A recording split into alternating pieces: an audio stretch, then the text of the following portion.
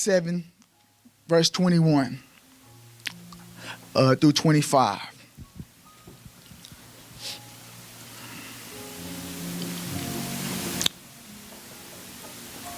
Say amen when you got it. All right. Say hold on if you need some more time. I got it? All right.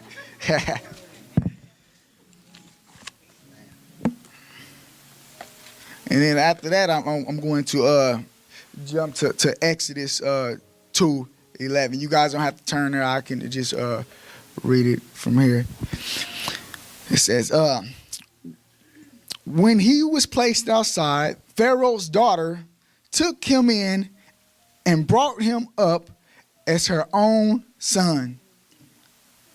But you guys check this out. Now, Moses was educated in all the wisdom of the Egyptian and was powerful. Say that word with me, powerful. Say it one more time, powerful. Was powerful in speech and in action. When Moses was 40 years old, he was 40, y'all heard, 40 years old. He decided to visit his own people, the Israelites. Now, it didn't say how often Moses visited his people. It just said that he decided one day to go out and visit his own people, the Israelites. He saw one of them being mistreated by the Egyptian, so he went to his defense and avenged him by killing the Egyptian. Moses thought, how many of you guys like to think? Moses thought that his own people would realize that God was using him to rescue them. But they did not. But they did not. I'm going to skip down. Same context, same text. Exodus 2:11 NIV. One day after Moses was grown up, he went out to where his own people were and watched them in their hard labor. He saw an Egyptian beating a Hebrew, one of his own people.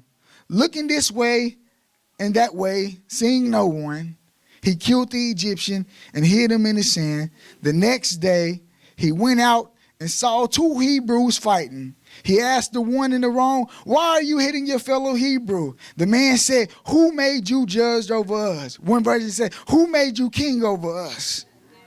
Are you thinking of killing me like you killed the Egyptian?" Then Moses was afraid and thought, what I did must have become known. When Pharaoh heard this, he tried to kill Moses, but Moses fled. And I want to come to you from the subject matter of when emotions delay purpose. When emotions delay a purpose. I don't know about you guys, but sometimes I can get a little emotional. I feel like we all have our emotions that we struggle with. Whether it's the emotion of fear, whether it's the emotion of anger, whether it's the emotion of sadness or depression. We all struggle with something. And so, I want you to understand something about the text here. We understand that Moses sat at the feet of Pharaoh, the leader of the most powerful nation at the time. Moses was being groomed for leadership, developing skills on how to lead a nation. He was in direct line to become a Pharaoh. Yeah. Sounds like he was in the right position to me, I mean, that's what it sounds like to me. I mean, if we go back a few scriptures and we look at Joseph, when Joseph was at the right hand of the Pharaoh, he was able to do some things. He was the right hand man. He had order. He was second in power. He called all the shots. But it came to be a Pharaoh that no longer knew who Joseph was, it said in the Bible. And it said that he was afraid that the Egyptians would come too powerful, that they would try to take over. So this Pharaoh, he put out an order to kill all the Egyptian babies in the land. And as the text says, that Moses' mother put him into a basket, threw him into the river, and he stumbled upon Pharaoh's daughter. And she took him in to raise him as her own. So what that tells me is that Moses had some type of power. It says it right there. It says that Moses was powerful in his actions and in his speech. And so here we are. We see that Moses had the right compassion. Moses had the compassion for his people. He wanted social justice. And I believe that this is the moment that Moses began to find his purpose. This is the moment, I believe, that Moses began to see God-given vision. He wanted to free his people, right? That's what we know Moses for, right? Let my people go. And so here he is in the crossroad. He sees his own people being oppressed. And at this moment, something is stirring up in him. See, I want you to know a vision usually begins with a dissatisfaction with a current circumstance and the picture what could be and should be done. So here Moses is, he sees a certain circumstance and something is stirring up inside of him. Here's the question I have for you. What do you see that stirs up your dissatisfaction? What gives you a picture of what could be and what should be? Is it battered women? Is it single mothers? Is it saving kids that are dealing with drug or alcohol? Is it pulling youth out the street? What is your path? What is your dissatisfaction? What do you see that could be and what should be done? What gets you fired up? Yeah, that's purpose right there. That's called purpose. But you know the sad thing is that many of us will never step into purpose because we're embodied by our emotions. All right, man. All right. And some of us will be delayed because our emotions are not intact.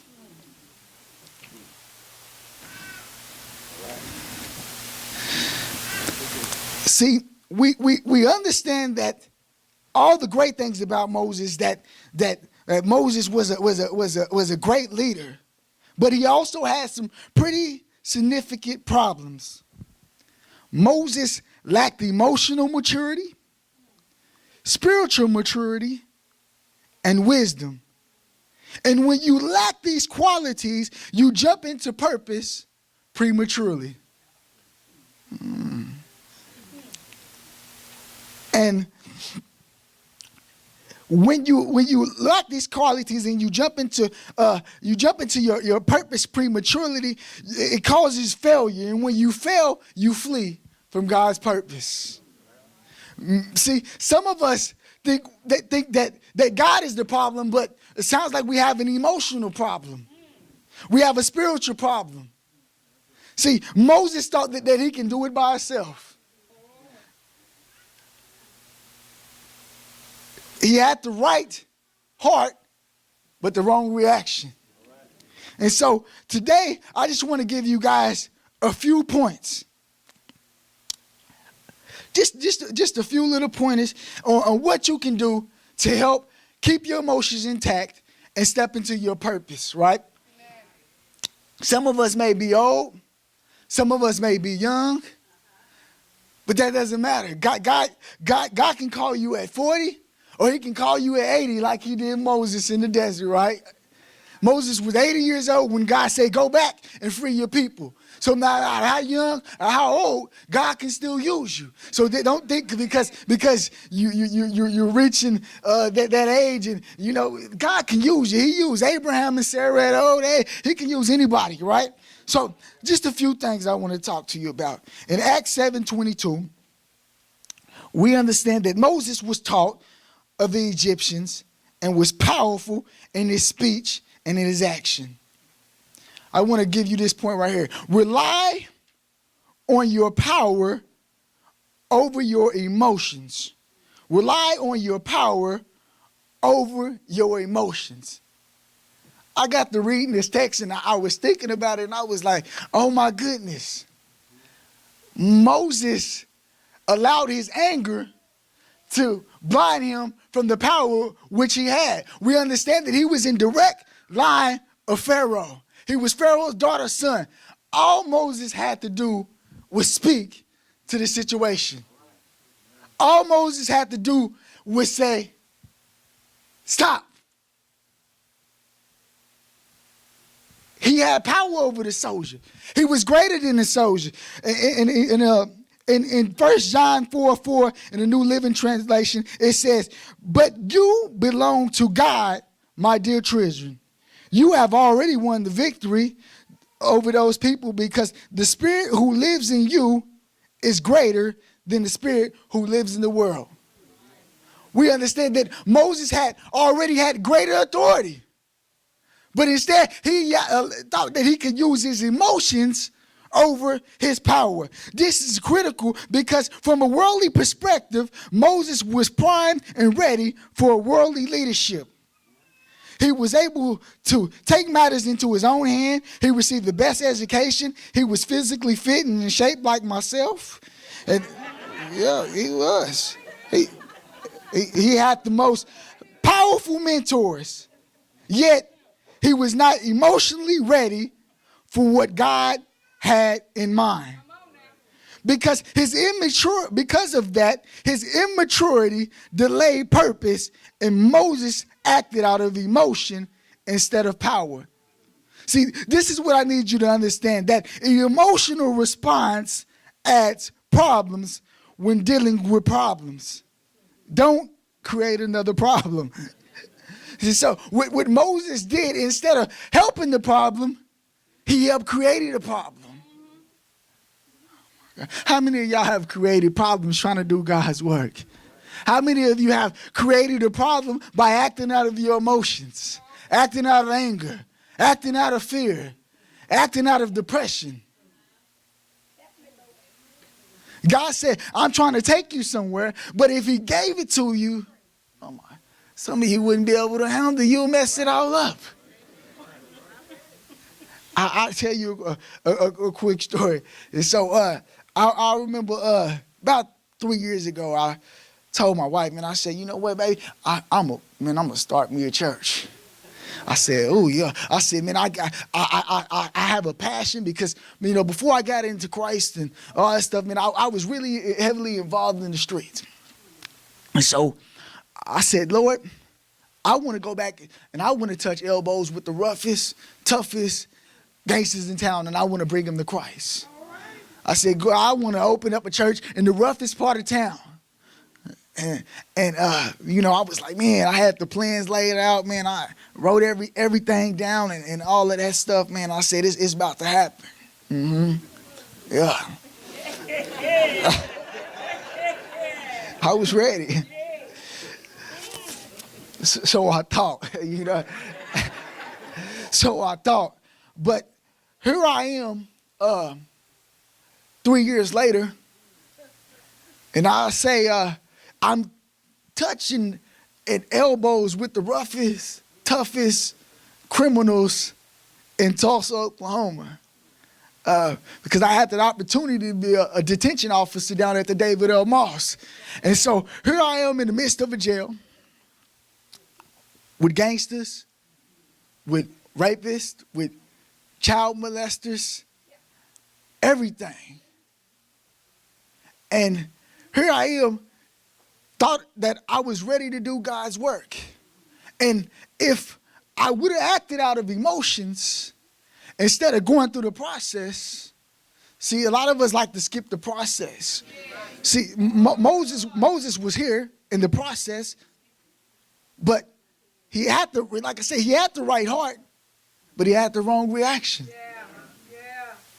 Had the wrong heart, had the wrong reaction. All he had to do was say stop. All he had to do was say stop. So it brings me to my next point. Assess the situation before you react. Proverbs 6:13 says in the King James Version, it says, "He that is slow to anger is better than the mighty, and he that rules his spirit than he that takes a city." Or the NIV version reads it like this: "Better a patient person than a warrior, one with self-control than one who takes a city." See, Moses made a foolish decision. Moses decided he alone was the solution.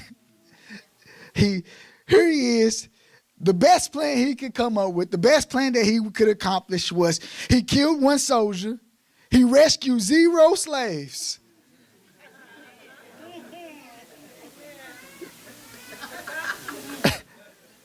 And that was the best plan that Moses could come up with. Because he didn't assess the situation fully. Instead, he reacted hastily. And it says that many times we jump into a problem before many times we just jump into a problem. And I just want to tell you, but before you can jump into a problem, you have to understand how you can, before you can solve a problem, you have to understand the problem. You have to create space between your assessment and your action. And ultimately, God will give you your assignment. If Moses would have waited just a few more seconds, and we see a trend between Moses and 40 years. Here he is, 40 years here. Okay, God said, "Hey, I put this purpose on your heart." And many of us is like, "God, why would you put it on my heart if you didn't want me to react right then?" God will do that to you. He'll give you a purpose and won't allow you to act on it right then. And many of us are like, "God, why did you put it on my heart then? I'm ready." I was fired. I'll tell you, I was fired up. I was like, "God, I'm going to save everybody, Lord. I'm about to save everybody." But I truly and really didn't understand the problem. And so I believe that God is taking me through a process, putting me in a detention outfit position so that I can understand the problem. So every opportunity I get, man, I pull one of the workers out, man, to work the laundry at night, and I'll talk to him. "Hey, man, what do you think? What do you think made you make the decision that you made, man? Why did you decide to take somebody else's life, man? Or you know, what were you thinking when you approached that young lady, or whatever the case may be?" And so it's cool because I believe that God is truly ordering my steps. And many times we try to get ahead of God. But God is saying, let's just be patient. My pastor been preaching the word. He say, let's just strive. See, most of us are fired up and we're striving and we're ready to just jump on in. But God said, let's just walk. Because when you walk into things, right? I give you the energy to do what you need to do. But when you run into some things, you get there, you.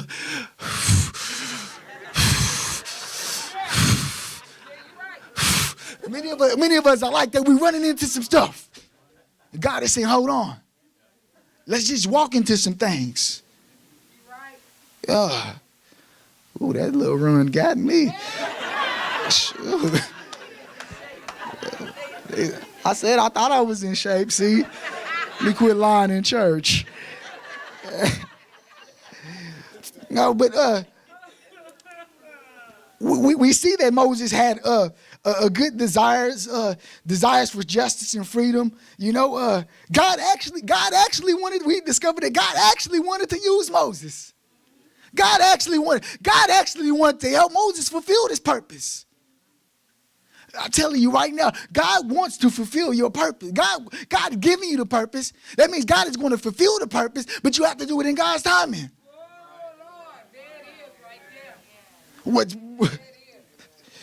that's sad, man. He got out here, man, and killed one soldier, man. He didn't kill 10. He didn't kill 20. He didn't even free the man. He went back, and they was mad at him. He said, well, you killing folks now. You gonna kill me too, Moses? So, which brings me to my last point. Let God do God stuff. Well, you ain't God. Let God do God. It says right here, it says, Moses thought that his own people would realize that God was using him. But they did not. God said, man, I'm going to use you. Many of us want to just get out here, man, I'm telling you, man, it's just like, But I just take it back, man. It's like, you gotta let God just do God stuff, because man, when you try to do it yourself, it don't quite turn out how God had it planned. You know, since Moses had done something to protect the slaves, he thought that they would eagerly respond to his leadership. He thought he thought they were just gonna follow him like free. Where was you going? Pharaoh was still there, you know, like you was just gonna take him from Pharaoh. Like, you know, he didn't plan it out. He didn't do nothing, you know. And so many of times that's us, you know. We think we can get ahead of God. We think we can just jump into purpose without going through processes and things like that. But God has said, man, hold on. I'm taking you somewhere.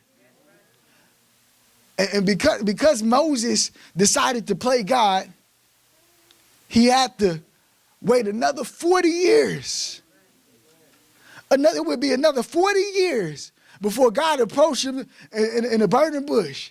And then when God came to him, he was so scared that he acted like he didn't know what God was talking about no more. Here he was at one point trying to free the people. But when God approached him again, he acted like he retarded and stuff now. Like, Lord, I don't even speak good, Lord. It said you had the best speech. Like, I don't know. I didn't say nothing about it. It can't be me, Lord. You ain't talking about me, because I ain't about freeing people and stuff. But here you were killing people, hiding them in the sand.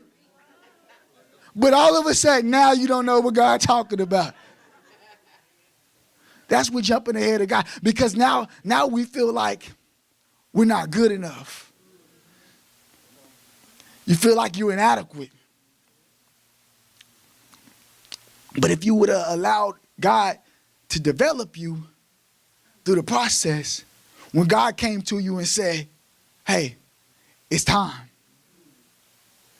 you're able to just do this. Just step right on in.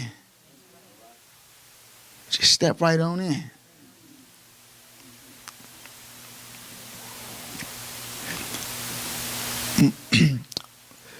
Moses completely underestimated how difficult it would be before a 400-year-old pattern could be changed.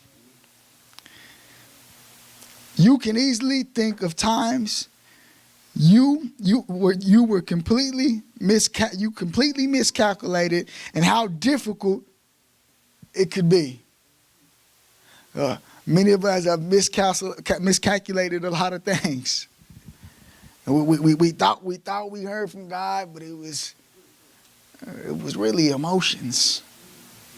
Because we see other people doing this, we see other people doing that, and you say, God, man. And so Moses didn't understand that his purpose was not just for him.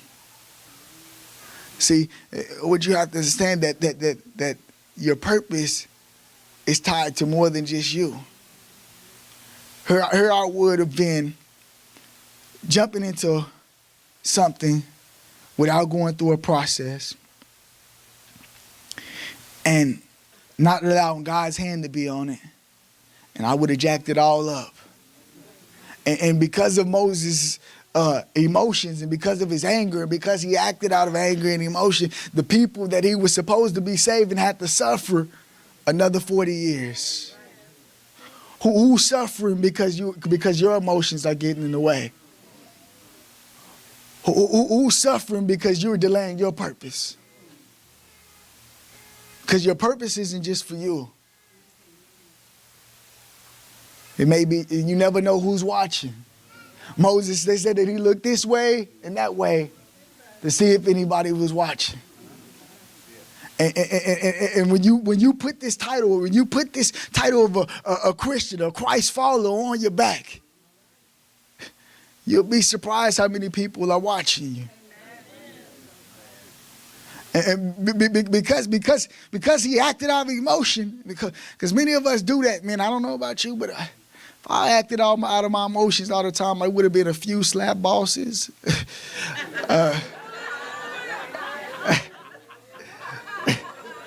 Yeah, I know it's true. Yeah, I would have cursed some people out in traffic and all type of stuff.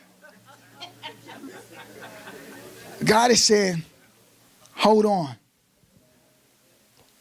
Your time is coming.